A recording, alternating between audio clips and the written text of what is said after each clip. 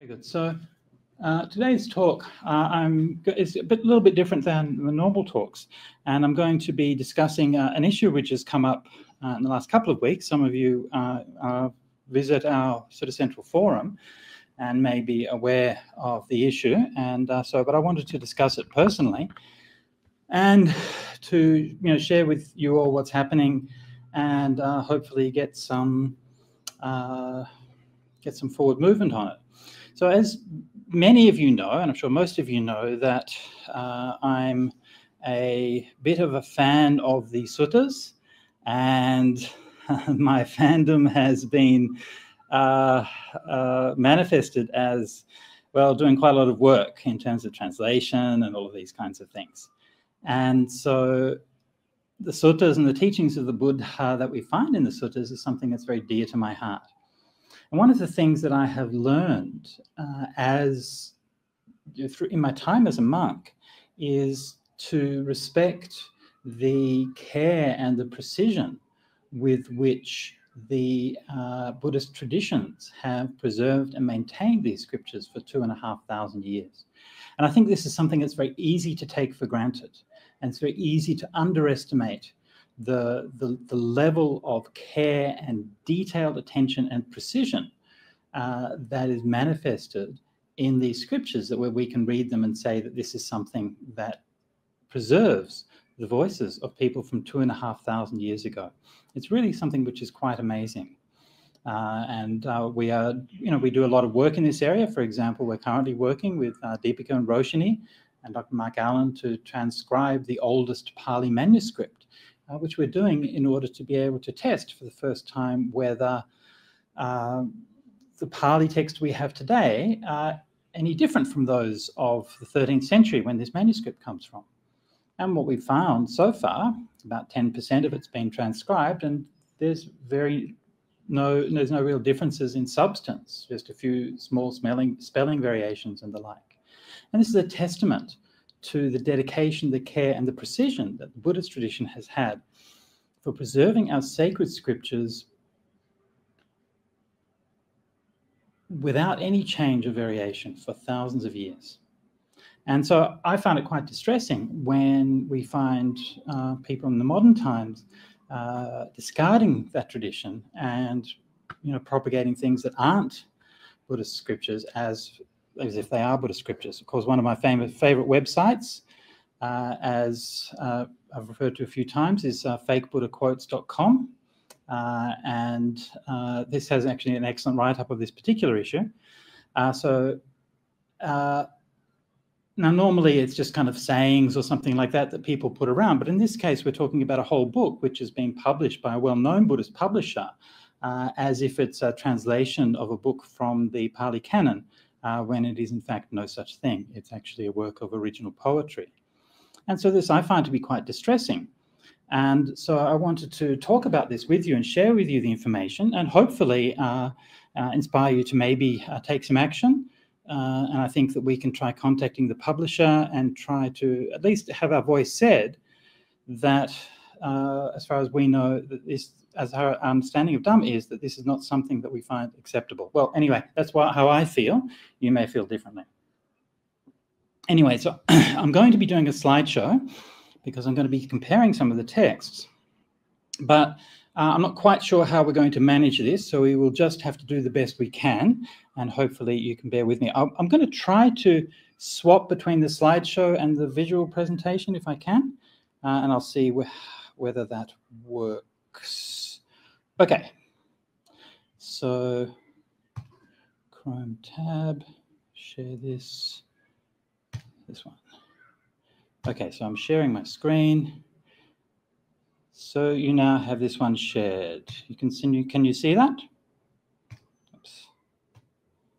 Oops. Thanks in cyberspace. There we go. You can see the shared screen. Okay, good. And is it full screen on the shared? Anyway. Okay, so the talk is, when is a sutta not a sutta? Facts and Fantasies in translations of the Therīgāthā. Okay, so what is the Therīgāthā? And I'm sure many of you know this already, but just to recap the basics, Therīgāthā is a collection of verses by ancient bhikkhunis included in the Pali Tipitaka. It's one of the oldest spiritual texts by women anywhere in the world. And it's a unique testament to the spiritual accomplishments of ancient Indian women preserved for 2,500 years in their own voices. It has been translated multiple times before. It's not an obscure text by any means. And these are the translations that I've been able to find. And as you can see, many translations, and including the commentaries, have also been translated a number of times. So it's one of the best known and most studied texts because it is so extraordinary and it's so rare to find an ancient work that really speaks from the spiritual experiences of women. Okay.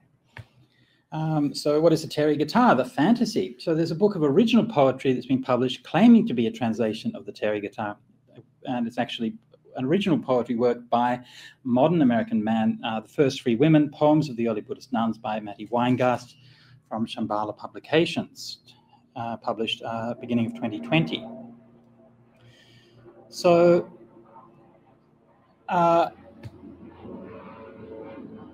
hopefully the background noise isn't too much for you. I'll just pause for a moment. So is the First Free Women really a translation? According to the author, Matty Weingast, he said that it's not a translation. He's prevaricated on this. Sometimes he seems to think it is a translation, but he has said that it's not a translation. And from Shambhala, we have heard that in general, we have not positioned this as a new translation. So they seem to be in agreement with this. So what's the problem then? Well, here's the Library and Congress cataloguing data for this book, Poems of the Early Buddhist Nuns. Well, it's clearly being positioned as a translation of the early Buddhist nuns. And you can see here it's under the Tipitaka and the SuttaPitaka, the Khuddaka Nikaya and the Therīgāthā. It's clearly being placed as an ancient sacred Buddhist scripture. Poems of the Early Buddhist Nuns, a translator, the translator, a translation, the rendition of these classic stories. These women wrote countless poems. It says, now it has been translated, translation, translation. And in case you thought that maybe this information was, put in by somebody else and they didn't really know what it was, it says here that the information was provided by the publisher. So this is one of the most authoritative and widely used sources of metadata for publications, the Library of Congress catalogue, and clearly the publisher has consistently claimed that it is a translation. On Amazon, we find that there's a whole lot of blurbs, endorsements by Buddhist teachers, and one of the things you find these days, of course, in publications of Buddhist texts, that everybody writes their blurbs about everybody else's work. And I call it sometimes the blurb industrial complex. And just in case you thought that this was something that you should rely on, here we go. I'm avoiding putting the names of these teachers here. I don't want to embarrass them, but you can see that on Amazon, the words of these liberated women, fresh, powerful, poetic translations that bring our ancient wise women to life, inspiringly poetic translation, renditions of the Enlightenment songs of the early Buddhist nuns, rarely heard female voices. The voices are distinctly female. Beautifully translated collection of poems, voices of the first bhikkhunis in this contemporary rendering of the Therīgāthā. Voices of these awakened Buddhist women can be heard, hearing the awakened heart expressed in such distinctive, strong, clear, feminine voices. Fresh renderings of these ancient words will be of interest to anyone looking for feminine Buddhist voices. Now, all of this sounds wonderful, and it would be wonderful if it was true, but none of that is true. It is not a translation. It doesn't represent the Therīgāthā, doesn't represent the voice of awakening, and it certainly doesn't represent the voices of women. It represents the voices of a white American man who wrote these poems in California a couple of years ago, loosely inspired by the Therīgāthā. Okay, so I'm just going to stop screen sharing for one moment. Here's me again. Hello. So far we've seen, just a little bit of the background and so on. When is a sutta not a sutta exactly? So and look, for myself, I would much rather just focus on, like, say, what is the suttas, and to try to teach them and to try to promulgate them. And that's my life, you know, because I think that these things are really inspiring. And if there is something that's worthwhile for me that's come out of this, it's been that when I compare what it says in the suttas with what we find in Weingast's poetry, that it makes it so vivid and so real about how important, how special, and how extraordinary those voices in the suttas really are. And I don't know, I mean, for me, I guess, because I've been so involved with it for so long, it's very easy to take these things for granted. You know, it becomes, you know, it's normal. But then when you see it really compared with very kind of worldly Dhamma, then you realize how extraordinary and how amazing it is. But don't take my word for it. Let's have a look. Maybe I'm wrong, okay? It has happened, okay? Now, I know you might find it hard to believe, but you can always contact Venerable Akaliko, and he will tell you that, yes, there are occasions. He's got a list, and all the times that I'm wrong, and I'm sure that there are many times that I've been wrong. So I'm quite possibly wrong here again, but all I can tell you is my experience and my understanding. So I'm going to share the screen again, and we'll have a look at the comparing the Therīgāthā verses with the verses of Matti Weingast. Now, one thing just to say in preliminary, what I'm doing is, because the poems are a little bit long to fit on the screen, so I've divided them in half, and I sort of put half of the Therīgāthā with half of the Weingast poem. They don't really match up because the Weingast poem doesn't really have anything to do with the Therīgāthā, but anyway, that's basically the best that I could do. All right, so here's one poem. This is by Vijaya, name of a bhikkhuni, Therīgāthā 6.8, the first part of it. Vijaya means victor, victorious one. So the Therīgāthā, first part of that. 4 or 5 times I left my dwelling. I'd failed to find peace of heart or any control over my mind. I approached a nun and politely questioned her. She taught me the Dhamma, the elements and sense fields, the Four Noble Truths, the faculties and the powers, the awakening factors, and the Eightfold Path for the attainment of the highest goal. So here we can see, this is a very kind of typical kind of verse that we find in the Therīgāthā. Begins with a human reflection of Vijaya talking about her struggles in meditation. And these details of the struggles of the women are some of the most human and most endearing qualities in the Therīgāthā, because we realize that as great as many of these ancient practitioners were, they didn't start out that way. They came from somewhere and they grew. And the teaching that is given to her is, of course, easily recognizable by anyone as just the main teachings found in the suttas, right? So that the nun who's teaching her is telling her the same things which you would have learnt from the Buddha or from one of the other great teachers. It is interesting that it's a nun who's teaching her. And in the Therīgāthā, we find this is almost always the case. Sometimes it's the Buddha, or it's another nun who's doing the teaching, but rarely, if ever, do we find a monk who's doing teaching in the Therīgāthā. Okay, so from Weingast's poem, when everyone else is meditating, I'd be outside circling the hall. Finally, I went to confess. I'm hopeless, I said. The elder nun smiled. Just keep going, she said. Nothing stays in orbit forever. If this circling is all you have, why not make this circling your home? So we can see here that the narrative framing from that Weingast is using is clearly drawing from the Therīgāthā verse. It's quite recognizable, and if it was just the first few lines, then we could understand it as an adaptation of the verse. Even then, even in the adaptation, we can see some important differences. I mean, maybe just small differences, but I think significant. So, for example, in the Therīgāthā verse, she is sitting alone in her hut in a monastery, and that's where she's trying to meditate. In Weingast's verse, she's sitting in a meditation hall or outside a meditation hall with a lot of people meditating. Why? Because that's how contemporary Americans meditate.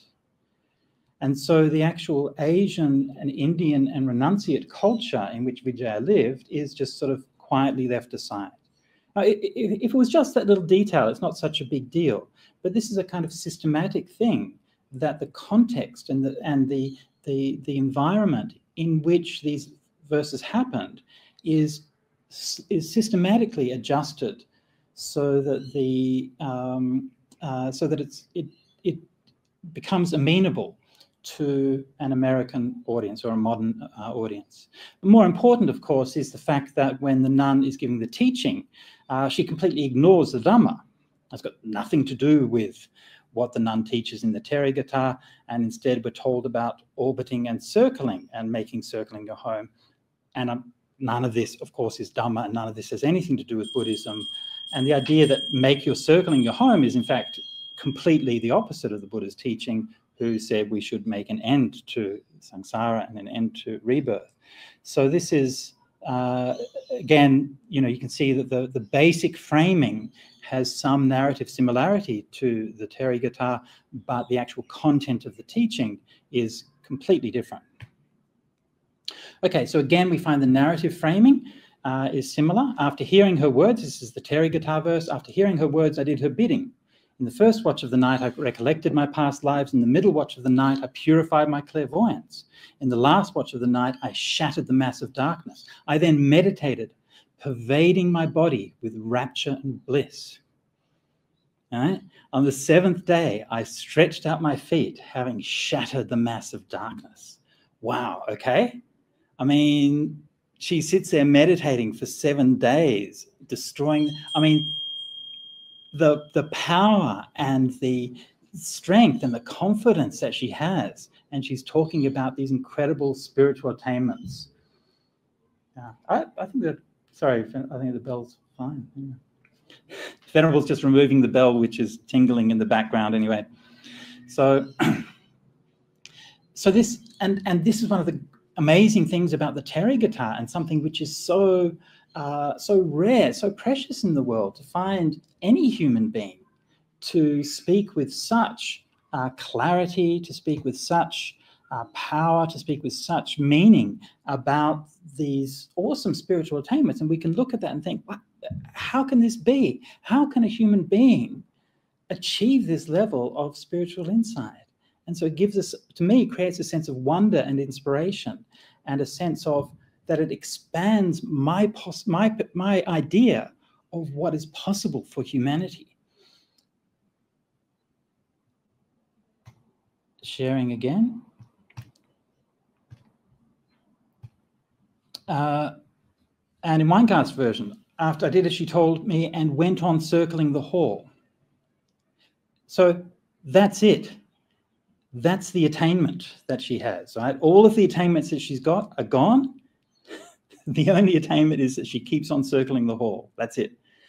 Then she goes on to, in this, or Weingast goes on to, remember that, so this is a white American man speaking in the guise of a brown-skinned Asian woman.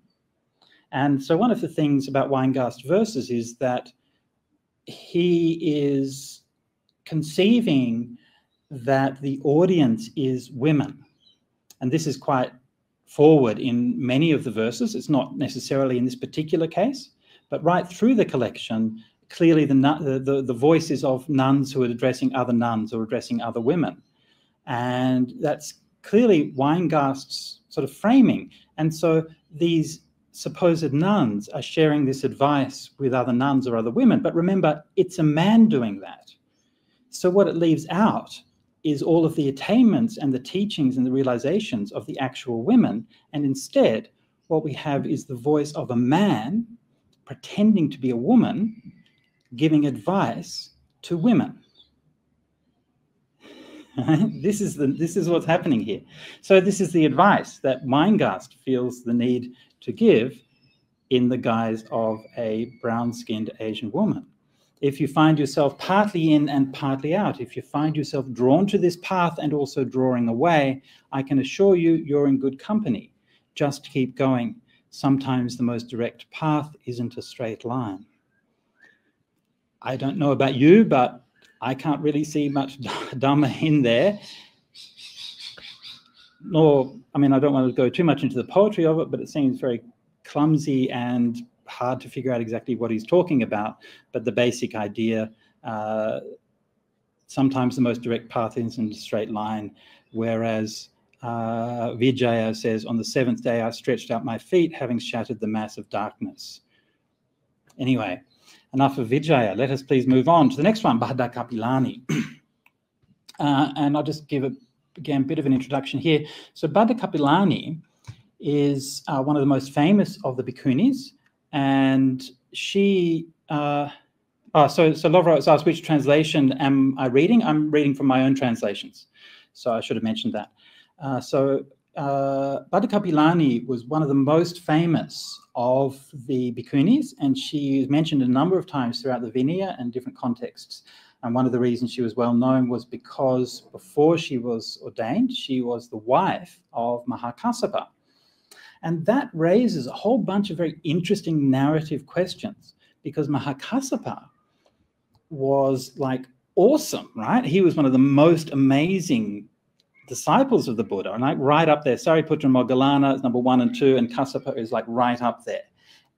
But not only is he right up there, but he's also the most masculine of all of the early monk disciples. Yeah? We see Ananda is much more feminine, much more gentle, and so that kind of rough, kind of assertive, sometimes a bit abrasive masculinity of Mahakassapa sometimes might seem to be, he's sometimes accused of being misogynistic. One of the things I found out in my research was that there's an interesting story. It's a bit of a byline from this thing, but there's an interesting story where, this is in a Tibetan tradition, where Bhante Kapilani was going for Pindabata, going for alms round, and she would get catcalled by blokes. And so this is, I mean, universal woman's experience, right? I mean, it's going on a long time, more than 2,500 years ago, catcalling was a problem. And when Mahakassapa found out about that, he said, you shouldn't have to put up with that. You know, this is wrong. He said, I'll collect food for you and bring it for you in the monastery, and you can just stay here and do your meditation, so that I'll make sure that you get enough to eat. So that's Mahakassapa. And so that relationship between them is obviously something which is of interest to the tradition, and which is addressed in an interesting way in Bhante Kapilani's verses. So let's come back to that and have a look at how she talks about Kassapa and her relationship with him. All right. So as she begins, Kassapa is the son and heir of the Buddha, whose mind is immersed in samadhi. He knows his past lives. He sees heaven and places of loss, and has attained the end of rebirth. That sage has perfect insight. It's because of these 3 knowledges that the Brahman is a master of the 3 knowledges.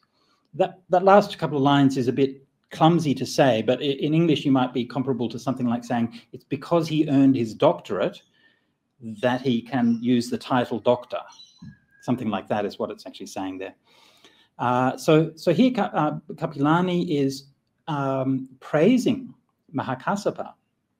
But notice what's interesting about it is that she's not framing it in terms of her relationship with him.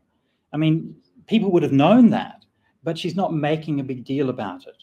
She's putting him front and center and praising him. It's an interesting rhetorical technique, and we'll see why she does that in just a minute. Now, in Weingast's poem, it begins with a rather inexplicable title, Red Hair. And red hair has nothing to do with the poem or the Therīgāthā poem, and it's not found in any commentary or anything that we've found, so far as I'm aware. It's purely from Weingast's imagination. But this is racial erasure. The women of India don't have red hair, they have black hair. She was a brown-skinned, black-haired Indian woman. She was not a red-haired, pale-skinned, freckled Scottish woman, okay? And look, let me just say, right, no hate on gingers here, okay? Red hair is great. My mum has red hair, good Yorkshire stock, so, like, not a problem. But the women in the Therīgāthā did not have red hair, and this is nothing more than gratuitous racial erasure. Full stop. So Bhante Kapilani then, or Weingast imagines Kapilani saying, "After our wedding, my husband and I put on robes together and soon went our separate ways. Not exactly what most would call a honeymoon.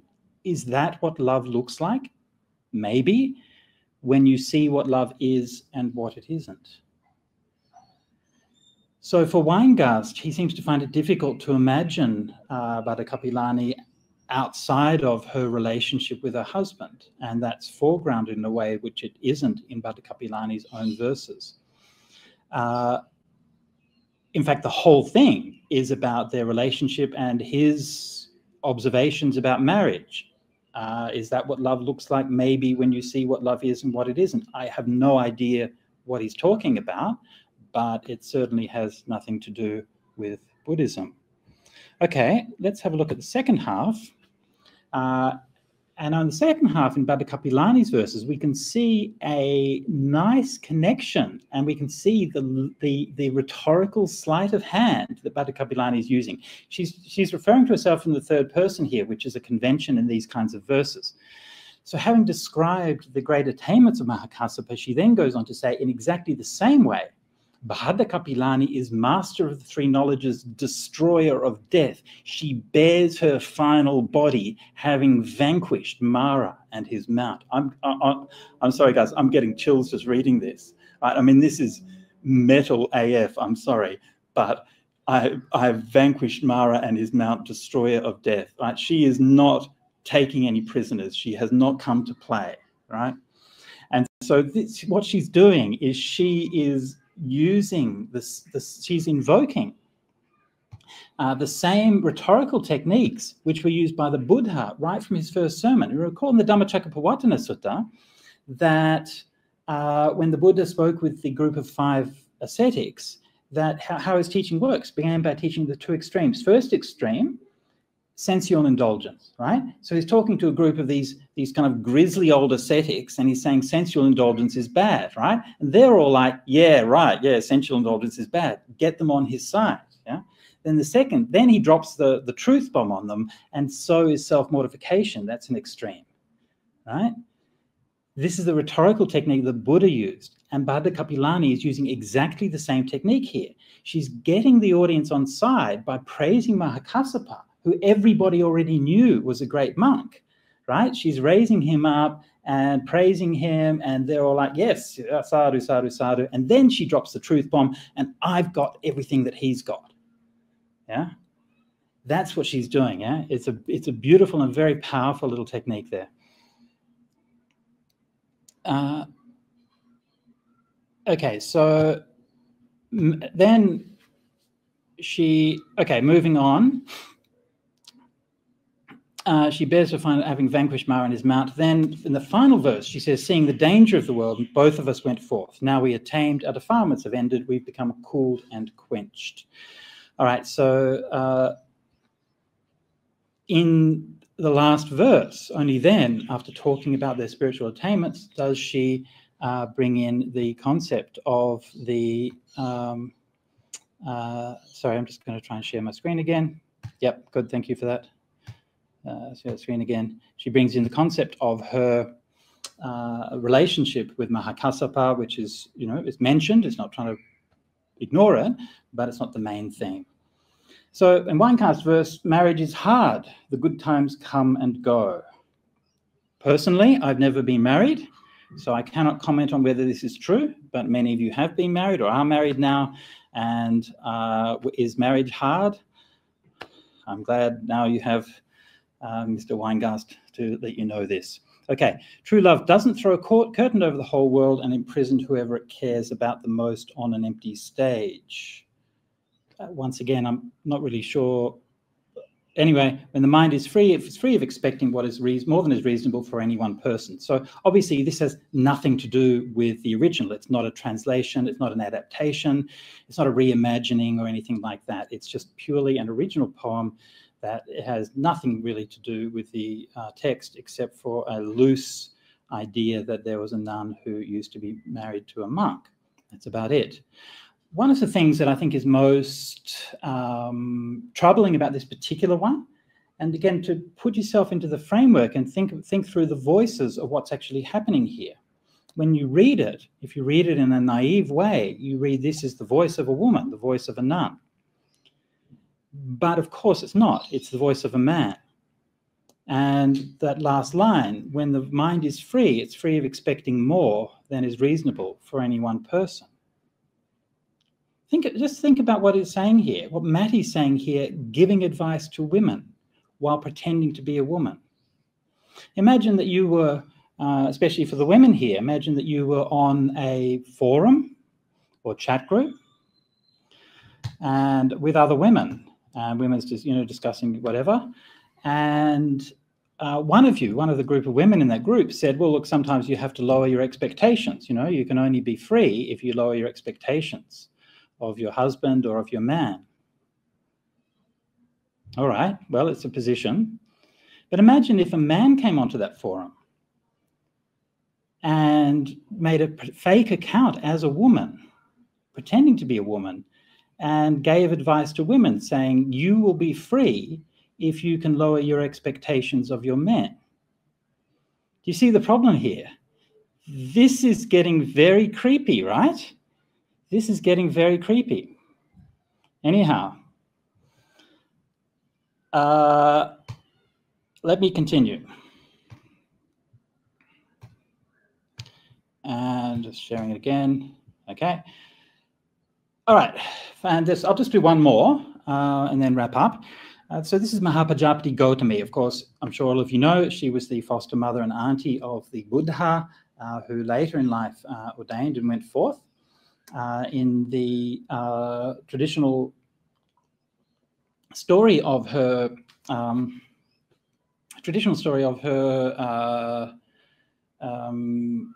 of her life, she was the first bhikkhuni. I personally have some doubts about that, but anyway, she certainly was a senior and respected figure within the early bhikkhuni sangha. And here is her verse: O Buddha, my hero, homage to you, supreme among all beings who released me from suffering and many other beings as well. All suffering is fully understood, craving its cause is dried up. The Eightfold Path has been developed and cessation has been realized by me. So once again, we see that she is similar strategy to what Bhatta Kapilani is doing, is praising the Buddha, but then she is talking about her own attainments and her own achievements, which once again are fully within the framework of early Buddhism. Previously, and here talking about her past lives, she was a mother, a son, a father, a brother, and a grandmother. Interesting statements, right? So she's gender fluid over her lives. And I think this is a really important statement. This is not something it's not unique, but most of the past life stories that we hear, people are the same gender in the past life. So it's interesting to see here that she's openly saying she had different genders in her past lives. And that part of the story is sort of lightly acknowledged, and we could say adapted in Weingast's version. I have been your mother, your son, your father, your daughter. It's not quite the same, but okay, that bit's related to it. But then the interesting part there is that Weingast goes on to say, you see me now in my final role, kindly grandmother. It's a fine part to go out on. But this is completely the opposite of the message of Mahapajapati's verses. Her point is that these were the roles that she had previously, and she has now found freedom and gone beyond all of those. And the message of transcendence is the core message that she's giving in these verses, not the message that she's now in this role of a kindly grandmother. She goes on, you might have all heard how it began when my sister died and I took her newborn son to raise as my own. People still ask, did you know then what he would become? What can I say? Then it says, okay, so people still ask, how do we know what mother doesn't see a Buddha in her child? I'm not a mother. I can't answer that question. Mums on the group, anyone here, did you see your child and think they're a Buddha? I don't know. Maybe that's something that mums do. Seems a bit odd to me, but anyway, fine. But the important point here is that, as we saw with Bhatta Kapilani, that Weingast is apparently not able to conceive of these women outside of their traditional female roles.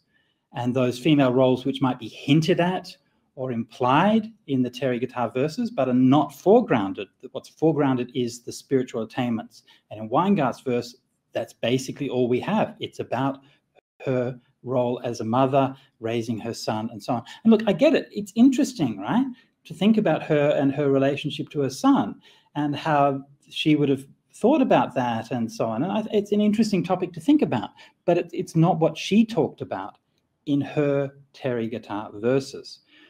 Moving on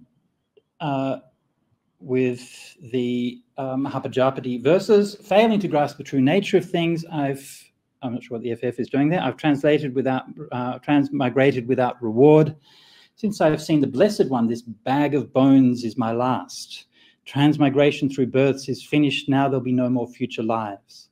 I see. So this, one of the things that's, you know, almost completely absent from Weingast's verses is any conception of rebirth and karma. It's hinted at occasionally in a few things, as we saw in the previous one, where there's I've been your mother, your son, and so on. But there's no real sense of the context or the meaning of that within the Buddhist tradition. And most of the time, references to rebirth are simply left out. I see the disciples in harmony, energetic and resolute, always staunchly vigorous. This is homage to the Buddhas. It was truly for the benefit of many that Maya gave birth to Gautama. He swept away the massive suffering for those stricken by sickness and death. So again, once again, as we saw with Bhante Kapilani, Mahapajapati is sort of alluding to her familial role right at the end. After talking about what matters to her, the spiritual attainments, then she acknowledges especially her sister Maya, who gave birth to the Buddha. She's not really talking about her relationship with the Buddha, but her gratitude for her sister Maya. So in the Therīgāthā, the women are not defined by their femininity, and they're not defined by the conventional feminine roles that they had. Weingast continues with imagining Mahapajapati as being obsessed with thinking about her son as a child. He was such a quiet boy. The first time he reached for me, the first time I held him while he slept, how could I not know? This is referring to back before when she was talking about whether she knew that he was going to be a Buddha. How could I not know? To care for all children without exception, as though each will someday be the one to show us all the way home. This is the path. And so again, I mean, it sounds like a nice sentiment, you know. I mean, I honestly, I feel bad. I feel like I shouldn't be criticizing this because it's a nice thing to say, right? And who wouldn't think of a mother's love and caring for all children as being a wonderful thing? But it's not what the path is. And what Weingast is doing is taking away what Mahapajapati talks about as the path, right? To see the true nature of things, to her praise of energetic discipline and putting practice. That is homage to the Buddhas. This is what she wants to foreground. And instead, the path becomes being a good mother, caring for all children, and her femininity and her motherhood are now defining her spiritual path in an absolute way, which is not found in the Therīgāthā text at all. Okay, so that's all I had for the comparison, and just a brief summing up. What the First Free Women is not, it's not a translation, it's not an adaptation, a reimagining, or a rendering.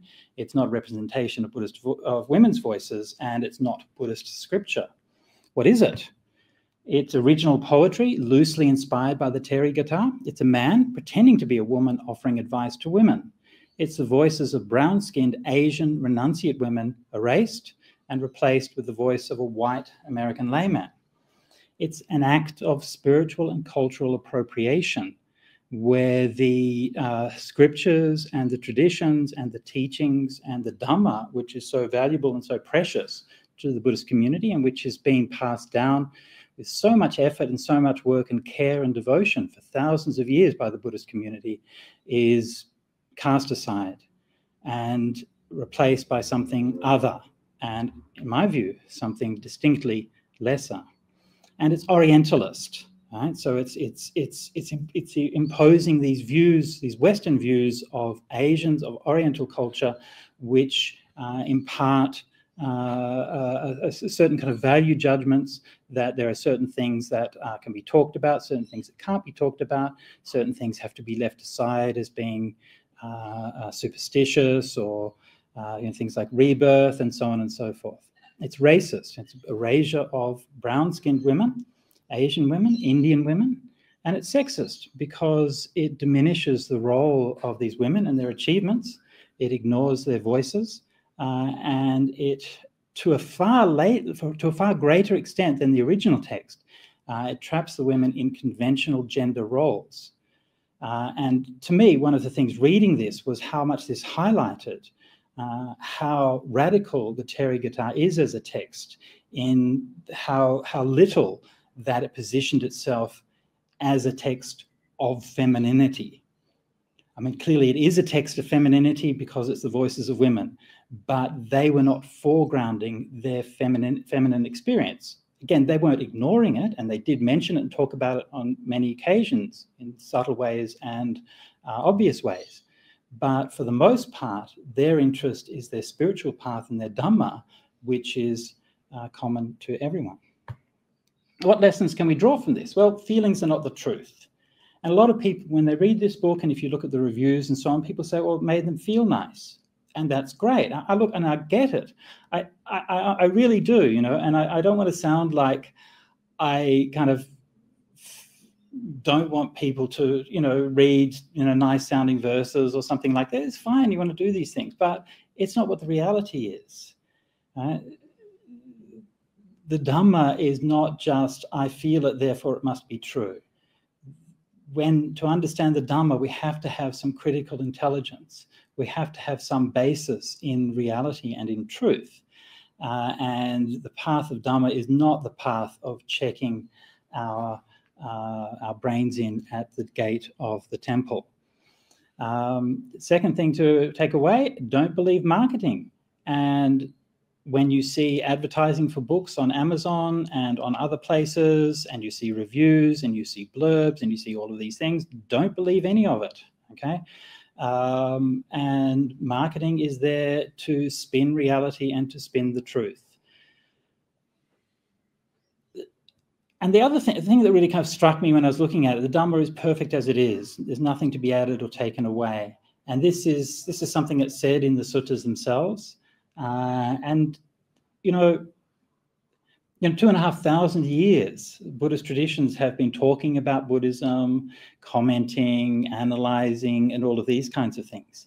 And look, there's a whole conversation, there's a whole rich dialogue between people in terms of what is the Dhamma, how do we interpret it, what's important, what matters, what's relevant, and all of those things. And that's part of the conversation of what it means in the Buddhist tradition. And I'm doing it here. I'm the latest commentator on the Buddhist scriptures right now. But at the end of the day, you can't help feeling that what's in the suttas is just enough. And this kind of fine sense of judgment about what's included and what's left out, to me, is always really important. And just finally, what I would like to one last slide, I believe. So what can you do? First, free women, in my view, it should be withdrawn from publication. And look, you have your own view about that and whatever, but I'm just saying what I think. I think that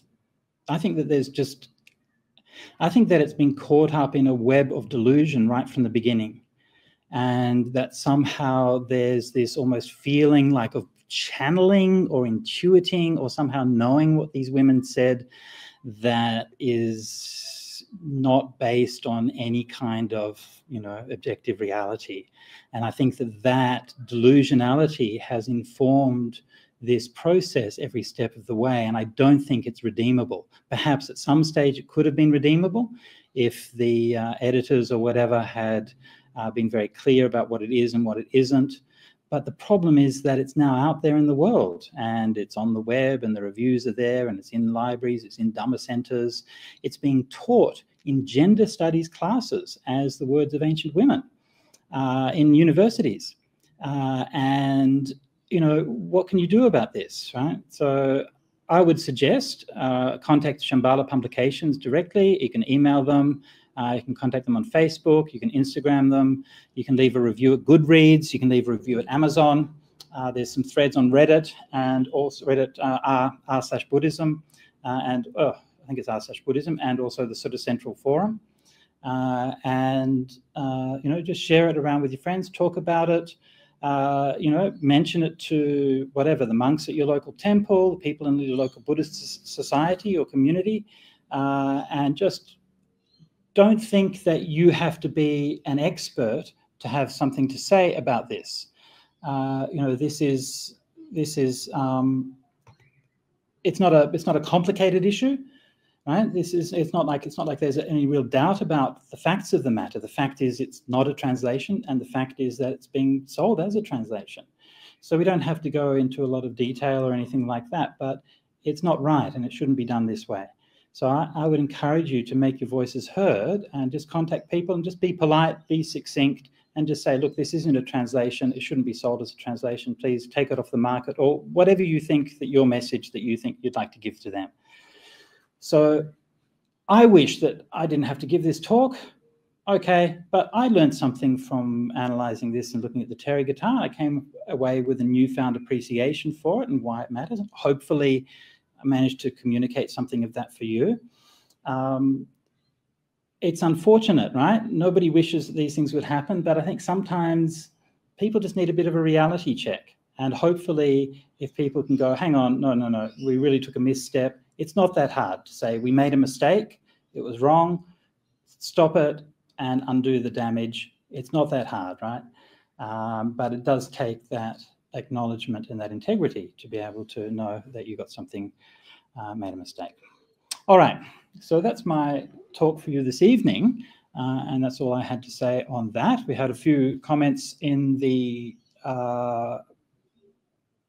sidebar, and I'll just have a look at those things. So just a couple of, I won't say all of them because we've been going on a little bit long already, and you can read them. N has asked, that's Neil, right? So Neil asks, have the universities that use this text been informed? Yes, we're trying to inform people when we can. So, you know, we've got some positive responses. I'm not sure how widely it's used. We found at least one university it's being taught in. There's probably others. And to note that that's in a gender studies course. Like, this would never be taught in a Buddhist studies course. Obviously, if there was a Buddhist academic who knew what was a translation and what wasn't, obviously it wouldn't be taught. So Nicola, yes. So yes, the work was done at Aloka Vihara. So yeah, it's obviously a bit awkward for the Bhikkhuni community there, unfortunately. Yeah, so, and as Deepak Radha mentioned, yes, he's had a bunch of titles. Weingast, the author, has been in different kind of editorial roles and so on within Buddhism. So clearly he's not an uneducated man, and he's not somebody who, you know, he's new to the Buddhist tradition or anything like that. But that's true, and he has a lot of networks there in the US and so on, which certainly I don't have. Shambhala makes money from the book. Why would they want to withdraw it? I mean, what can I say? You know, with the best will in the world. But what I find whenever I talk to Buddhist publishers, commercial Buddhist publishers, their emails to me invariably are full of marketing. That's all they're interested in and want to talk about. So that's been my experience with Shambhala, as it has been with other Buddhist publishers. Good. Thanks, Mike, for the feedback. Thank you. Okay. Now, Dheerayup is feeling inspired to translate the Therīgāthā into Thai, so that was great. And Gavin says he's caught them presenting factually inaccurate materials before. Right? It can happen. And look, obviously the teachers and the lecturers don't want to do this, but, you know, what can you do? You know, there's this kind of train of authenticity, right? And the Shambhala is one of the oldest and most respected Buddhist publishers in America. You know, there's all these endorsements by all these Buddhist teachers. There's all of these people saying that it's so good. There's reviews on the covers of magazines and all of these things. It's a very successful book. It's one of the most successful titles in Shambhala's catalogue at the moment. So, you know, you can understand that if there are lecturers or teachers, especially those who are not specialists in Buddhism, that it would be very easy to take all this stuff for granted. And that's why I think it's important just to sort of put it out there and just let people know. I mean, if they still want to teach it, that's up to them, but just let people know that there are actual translations out there. So Loveroy says, if they were appropriating the words of more well-known prophets, they would already have lawsuits on their hands, right? I agree. I mean, I think that Buddhist community is very gentle, and that we don't like to get upset about things. We would rather be nice to everybody, right? And, you know, we might sort of whine and complain about it a bit, but we would prefer just to be nice with everybody. And look, we really don't mind. Like, we created these scriptures 2,500 years ago, and we passed them down with all of this work and effort. We brought them into the modern era, all of that work and time and effort. And then we said to everybody, please, here, have them. We didn't charge money for them. We didn't put limitations on them. We said, here's our manuscripts, here's our books, here's our teachings, please take them. And we've always encouraged and supported people to do that. And we don't ask for much in return. We don't ask for anything in return. But just like a certain degree of respect and acknowledgement is something that I think it's not too much to ask. And I think that sometimes maybe a publisher like Shambhala can sort of lose touch with what matters to traditional Buddhists. And I think that it's easy to ignore or to sideline people who are living in traditional Buddhist countries, but it's them who have made it possible for us to practice Dhamma. And I'm sure many of you listening are from Sri Lankan background or Thai background or something, and I'm sure that you know that this kind of thing would be a huge scandal. And in Sri Lanka, you know, as we well know, that there are cases where somebody's, you know, changed a bit of a translation or done a bit of a free translation or something like that, and it's very controversial. But to do something like this is almost unheard of, really. Stop the steal. No. Dear Yupa, why don't we sell Therīgāthā as an ebook for the lowest price possible? Well, we give it away as an ebook, so that's pretty much the lowest price possible.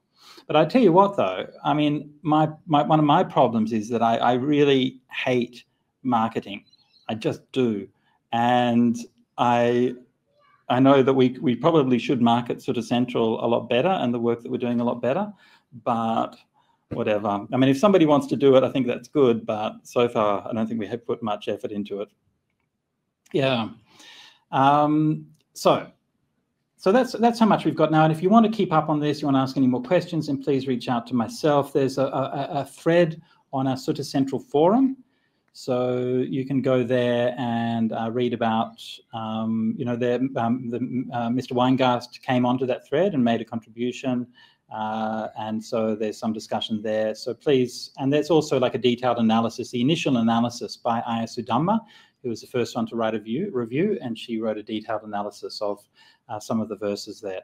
So that was really the thing that kicked all of this off. So Ayya Sudhamma and myself and others are working together. We have a small circle of people who are interested, and we will be contacting Shambhala formally, and we will be trying to pursue this, but we really would appreciate your help. We have had an indication from them that they will be meeting in the next week or so to discuss it.